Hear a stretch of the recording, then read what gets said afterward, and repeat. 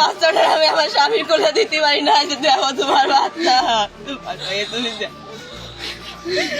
আমার ভাই তখন বড়ই আমার আমার আব্বু কই, আমি ওরা গেলাম খবর, আব্বুর ওরা মেরে বেলাইছে।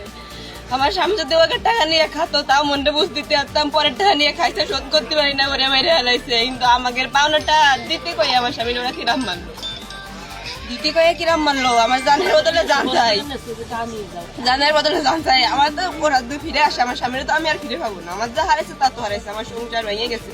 আমার এই মাইটুকুর দায়িত্ব কে নেবে? কেউ নেবে? আমার এই মাইয়া আমার দায়িত্ব কে নেবে? আমার স্বামী যেমন হারাইছি আমি চাই ও যেন ওর বউ বাচ্চা যেন এতিম হয়, ফাঁসি চাই, আমি ফাঁসি চাই। আমার জানের বদলে জান চাই আমি। আমার কি হবে? আমার বাচ্চা, আমার কথা বাদলাম, এই বাচ্চাটা কি করবো? এই বাচ্চাটা আমি কি করবো? বাচ্চাটা এখনো বাপ চাইলো না, বাপরে কোনোদিন দেখলো না, তার আগে বাপ হারাই গেল।